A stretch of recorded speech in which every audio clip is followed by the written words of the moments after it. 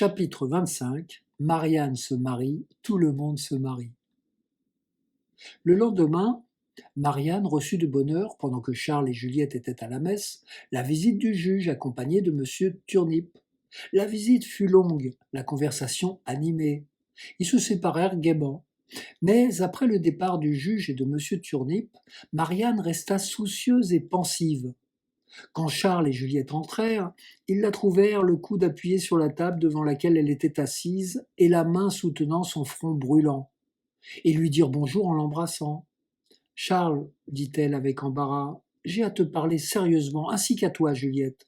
Je viens de voir monsieur Turnip. » Charles fit un mouvement d'impatience. « Écoute-moi, je te le demande instamment. Il m'a dit que tu avais produit l'impression la plus favorable sur sa fille et sur lui-même. Seulement, Lucie a une très grande vivacité de sentiment et, par conséquent, elle serait disposée à la jalousie. »« Ah ah !» dit Charles en souriant.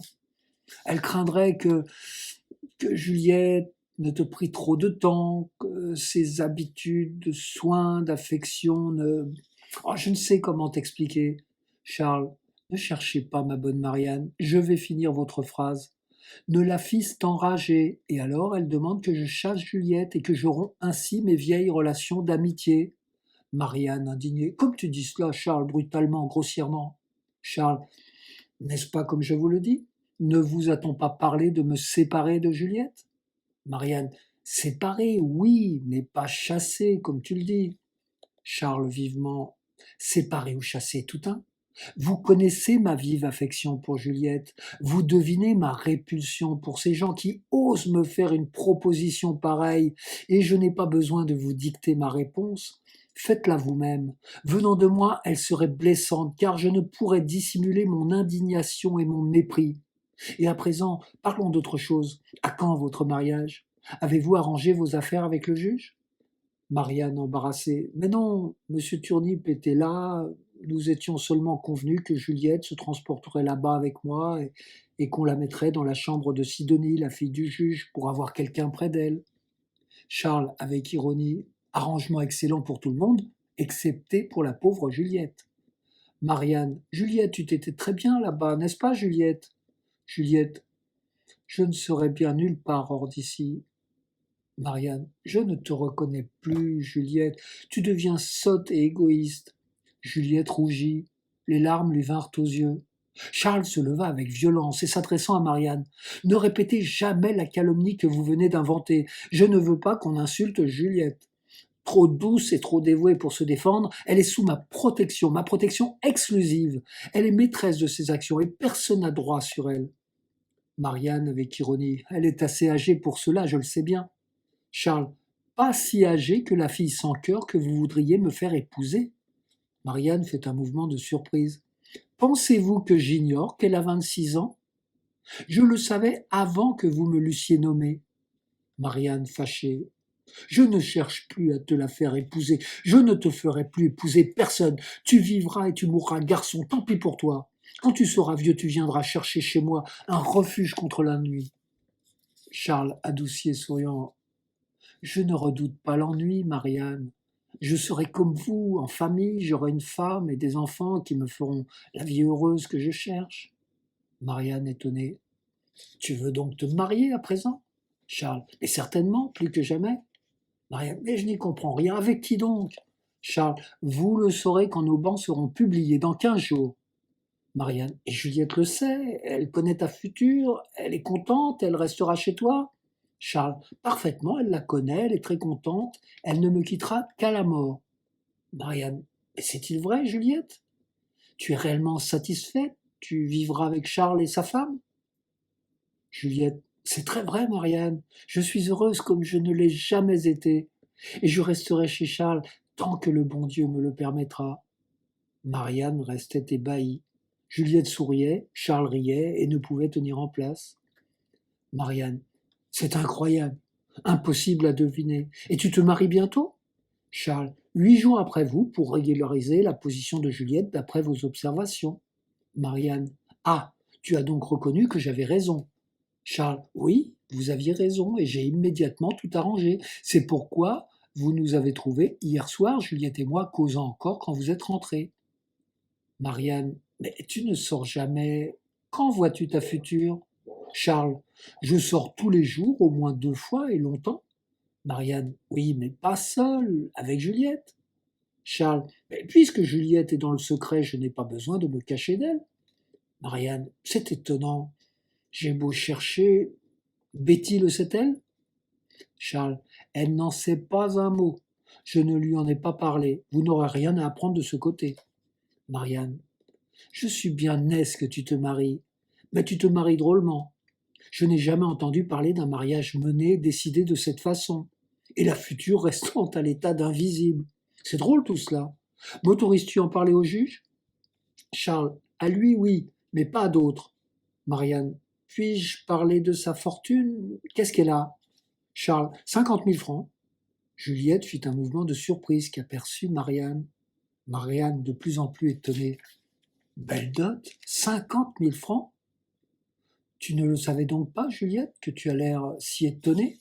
Juliette, non, je croyais qu'elle avait peu de choses, presque rien. Marianne, je n'en reviens pas. Le juge va peut-être m'aider à deviner. Au revoir, Charles. Je vais porter ta réponse définitive à mademoiselle Turnip. Marianne sortit. Charles, dit Juliette, pourquoi as-tu annoncé 50 000 francs?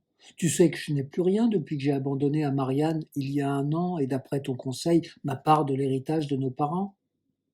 Charles, et crois-tu, chère Juliette, que je t'aurais poussé à te dépouiller du peu que tu possédais si je n'avais eu la volonté de t'en dédommager largement? J'ai profité de la procuration que tu m'as donnée à cette occasion pour placer en ton nom 50 000 francs pris sur la fortune trop considérable que je possède. Tu vois donc que tu as 50 000 francs? Juliette, mon bon Charles, comme tout ce que tu fais pour moi est généreux, affectueux et fait avec délicatesse, tu ne m'en avais seulement pas informé. Juliette chercha la main que lui tendit Charles et la pressa sur son cœur. Tu es là, Charles, dans ce cœur dont tu ne sortiras jamais, et dans lequel je conserve le souvenir de tout ce que tu as fait pour moi depuis que je te connais. Charles, le beau mérite de témoigner son affection à ceux qu'on aime. Juliette serra encore la main de Charles et la laissa aller pour reprendre son tricot pendant que Charles lui ferait la lecture. Quand Marianne entra, elle leur dit que le juge était aussi surpris qu'elle l'avait été elle-même, et que lui non plus n'avait pu trouver le nom de la femme que Charles s'était choisie. Les 50 000 francs le déroutaient complètement. Je vous annonce mon mariage pour lundi prochain dans 10 jours, ajouta-t-elle. Charles, et le lendemain, le mien sera affiché. Marianne, nous apprendrons alors ce que tu ne veux pas nous dire. La journée se passa gaiement et dans les occupations accoutumées. Le soir, le juge vint faire sa visite et, malgré ses efforts réunis à ceux de Marianne, il ne put rien tirer de Charles ni de Juliette. Il raconta que M. Turnip était furieux, mais plus contre sa fille qui avait exigé cette sotte condition du renvoi de Juliette que contre Charles qui, disait-il, ne pouvait honorablement y consentir. Et j'ai appris pendant cette scène que la demoiselle avait 26 ans. On m'avait dit 20. Ils ont voulu revenir sur la condition, mais j'ai déclaré qu'il était trop tard, que Charles en avait été si indigné, si fâché, qu'il avait tout rompu. Et je les ai laissés se disputant et la fille pleurant. Charles, mon ami, quand je serai ton cousin par ma femme, je ne pourrai t'aimer davantage et te vouloir plus de bien que je ne l'ai fait jusqu'à présent. Tu ne m'as pas nommé la femme que tu t'es choisie, mais quelle qu'elle soit, ton choix doit être bon, et tu dois avoir assuré ton bonheur. Quant au sien, moi je le connais, je ne puis en douter. Marianne proposa au juge une tasse de thé qu'il accepta. Pendant qu'elle était allée la préparer à la cuisine, le juge s'approcha de Juliette, lui prit les mains, la baisa au front et lui dit d'un air mystérieux: À quand la noce, ma petite sœur? Quand faut-il vous afficher? Comment? Quoi? Répondit Juliette, surprise et rougissant. Charles en riant. Ah ah. Vous avez donc deviné, monsieur le juge. Le juge tendant la main à Charles, tout de suite, au premier mot. Et je ne conçois pas que Marianne n'ait pas eu la pensée que ta future ne pouvait être que Juliette. Et je vous fais à tous deux mon compliment bien sincère, bien fraternel, car je serai votre frère une fois les 2 mariages faits. Charles, Vous ne trouvez donc pas que je fasse une folie en épousant ma bonne, ma chère Juliette? Le juge. Folie? L'action la plus sensée, la meilleure de toute ta vie. Où trouveras-tu une femme qui vaille Juliette? Charles, serrant les mains du juge. Cher monsieur le juge, que je suis heureux, que vous me faites plaisir en me parlant ainsi. J'avais si peur qu'on ne blâmât ma pauvre Juliette de remettre le soin de son bonheur entre les mains d'un jeune fou comme moi. Juliette, Charles, ne parle pas ainsi de toi-même. Parce que tu as été écervelé dans ton enfance, il n'en résulte pas que tu le sois encore. Trouve dans le pays un homme de ton âge qui mène la vie sage et pieuse que tu mènes et qui voudrait épouser comme toi une femme aveugle et plus âgée que toi par dévouement et par, Charles, et par l'affection la plus pure, la plus vive. Je te le jure, Juliette, ma vie même te prouve combien cette tendresse est vraie et profonde. Le juge. Chut, mes enfants, j'entends Marianne. Je serai discret, soyez tranquilles de ce côté. Le juge continua à venir tous les soirs à la ferme jusqu'au jour de son mariage, qui se fit sans pompe et sans festin. Il n'y eut que le témoin nécessaire et un repas de famille, après lequel Marianne alla prendre possession de son nouvel appartement, où l'attendait une surprise préparée par Charles de connivence avec le juge. Au milieu de la chambre, sur une jolie petite table, se trouvait placée une cassette dont le poids extraordinaire surprit Marianne. Elle y trouva en l'ouvrant un papier sur lequel était écrit « Présent de noces de Charles à sa sœur Marianne ». En enlevant le papier, elle aperçut 20 rouleaux de 1 000 francs. Une lettre affectueuse accompagnait le présent. Charles lui demandait de l'aider à se débarrasser de son superflu en acceptant les 20 000 livres qu'il se permettait de lui offrir. J'en ai donné 50 000 à Juliette, ajouta-t-il. Peut-être devinerez-vous maintenant l'énigme de mon mariage. Vous êtes et vous serez ma sœur plus que jamais. En m'acceptant pour frère, vous comblerez mes vœux et ceux de ma bien-aimée Juliette. Dans sa surprise, Marianne laissa tomber la lettre. Juliette? Juliette? C'est Juliette! S'écria-t-elle. Il faut que j'apprenne à mon mari. Va-t-il être étonné? Le voici tout juste. Venez voir, mon ami, quelle découverte je viens de faire. La femme dont nous ne pouvions deviner le nom, la femme de Charles sera Juliette. Eh bien, vous n'êtes pas surpris? Le juge en souriant. Mais je l'avais deviné dès que vous m'avez parlé du mariage arrêté de Charles, ma chère amie. Qui pouvait-il aimer et épouser sinon Juliette? La bonne, la douce, la charmante Juliette. Marianne. Comment? Ce mariage ne vous paraît pas bizarre, absurde des deux côtés? Charles épouse une aveugle qui a 2 ans de plus que lui, et Juliette prend un mari plus jeune, vif comme la poudre, ardent dans ses sentiments, passionné, absolu dans ses volontés. Le juge. Mais c'est pour cela même qu'ils s'accorderont parfaitement. La douceur, la patience, le charme de Juliette tempéreront l'ardeur de Charles, adouciront ses emportements, entretiendront sa tendresse, feront ployer sa volonté. De même, la nature passionnée et ardente de Charles animera la douceur un peu indolente de Juliette et lui donnera de ce feu qui lui manquait jadis et qui ne lui manque plus à présent. Je lui ai trouvé tous ces derniers temps bien plus d'animation, de vivacité.